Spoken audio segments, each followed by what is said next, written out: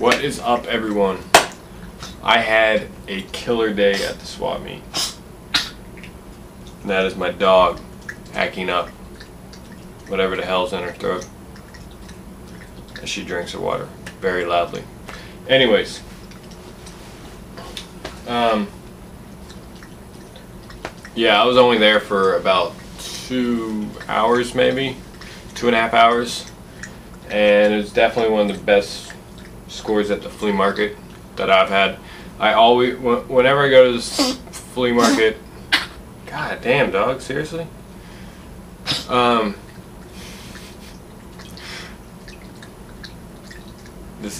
not editing this at all.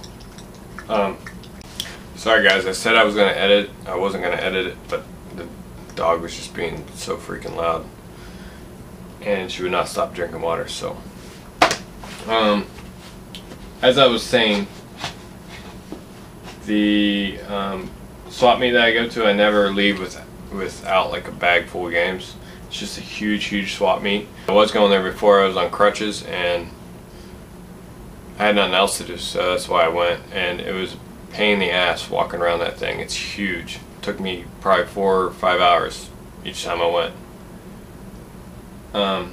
Now I got a cane for walking like long distances, so I'll be happy when all that's gone. But the rare stuff that I found today, I was trying to film and it just didn't work because there's so many people around and my cane kept on falling on the ground and people were trying to pick up the games I was looking at, and I just didn't want to miss out on the games. There was somebody else buying them, so I just didn't film it. So I'll start with when I go there. It's like 7 o'clock in the morning. I usually just stay up all night, drink some coffee, play some Modern Warfare, and then go to the flea market, or swap meet, whatever you want to call it.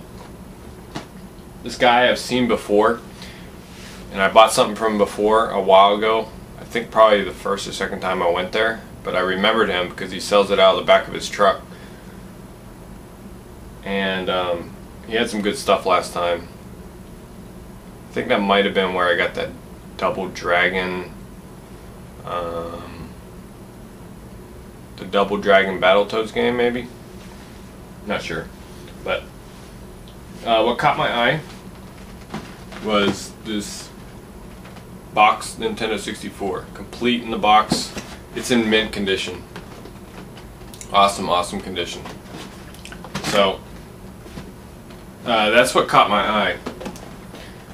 And also this other stuff, this other box stuff, pretty rare to find boxed. Not necessarily this one so much, but this is a Nintendo 64 Rumble Pack boxed. The instructions in it or whatever. This is pretty hard to find. I didn't see one on the internet boxed. It's a turbo RAM for the 64. Pretty cool. And this one's really cool. It's the Mako Pad, a really popular controller for the Nintendo 64. Kind of pricey too, and to find it in the box, I was super happy with that. And there was 2 other games on the table that I needed for the collection: Popeye and Jeopardy 25th Anniversary. And I asked him how much for the games. He said $3 each. And then I asked him how much for the 64. I was expecting him to say some ridiculous price because usually at the swap meet most of the people want ridiculous prices. But he said 25 bucks for everything, all the boxes, everything Nintendo 64 boxed. So that totaled up to 31 bucks, and I said, hey, you take 25 for it, and he gave me all that for 25 bucks. So that was killer deal.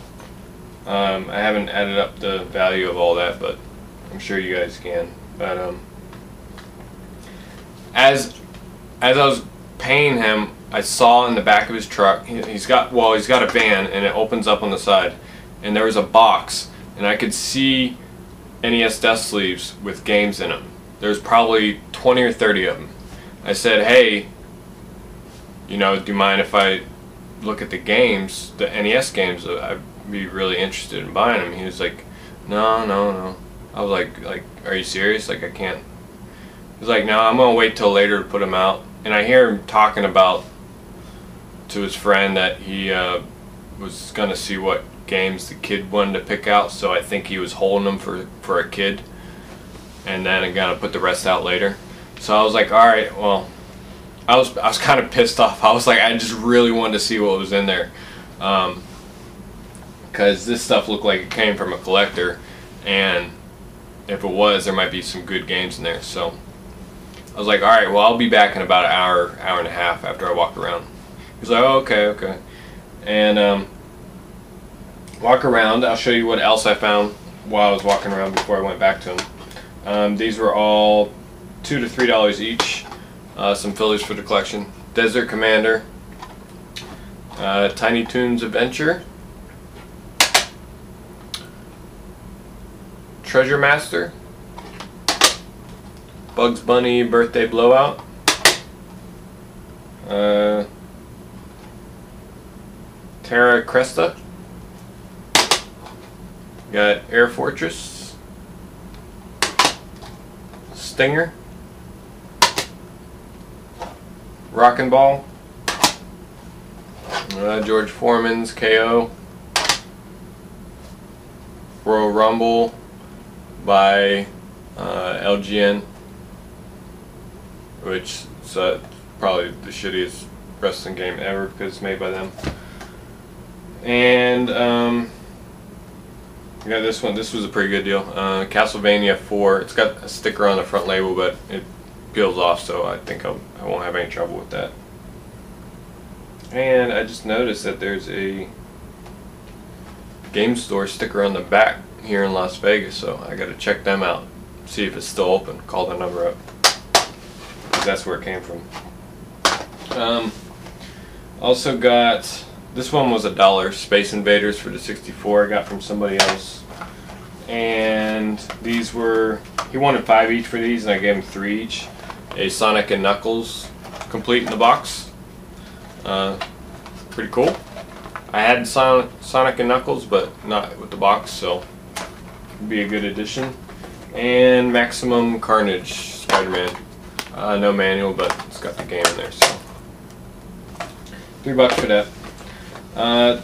That's the rest of the stuff I found there, and then I went back to the guy before I left, and sure enough I came back and there wasn't many more games. There's maybe like 10 games that he put out, so obviously the kid or whoever had him before, you know, he was holding them for, you know, went through them and bought some. But I did find that there was some good stuff in there, and it really irritates me that I didn't get to see what else was in there. It could have been something really good, because the ones that I did pick out of the 10 games were really good. First off, these are probably on the table before, and I was caught up in the other stuff that I didn't even see them. Got Zelda Majora's Mask strategy guide, and a Ocarina of Time Zelda strategy guide. Both of these are kind of pricey. I'm not sure if I'm probably gonna keep them, because I'm not good at really any of the Zelda games, so I might cheat and use them. So those are pretty cool. He gave these to me for $2 a piece. And then to the good stuff. Most of these had manuals. The first two I'll show you don't. All these were $3 a piece.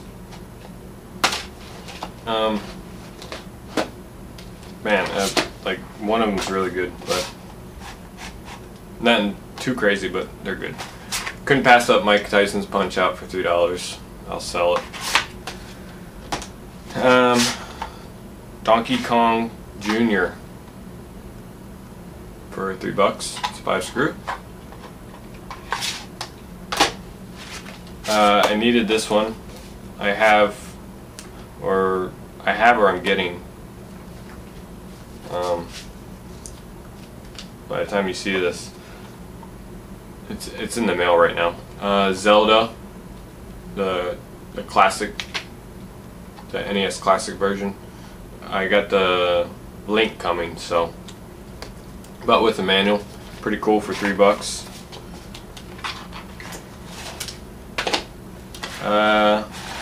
We got also, oh, I didn't even notice. The manual I thought was with this is actually the Mike Tyson Punch manual with some codes on the back. So, which I thought was a Castlevania 3 manual. It's not, but the game is in there. These are all in awesome mint condition. So, Dracula's Curse, Castlevania 3. I needed that one to complete the Castlevania series. And definitely the best one in the group is I picked it up as soon as I saw it. With the manual's a little torn up, but we got RC Program 2, which is like I think like a $30 game. So that was a sweet deal for $3. Not an easy game to come by. I really just wish I would have been able to go through all those other games. That would have been awesome if I could have, but I'm definitely gonna go back there in a couple weeks and, you know, see what I find, see if he has more stuff, because he said he does have more stuff. So that was my swap meet finds, and thank you everyone for watching, and I will see you in the next episode. Please rate, comment, subscribe, all that good stuff, and happy gaming.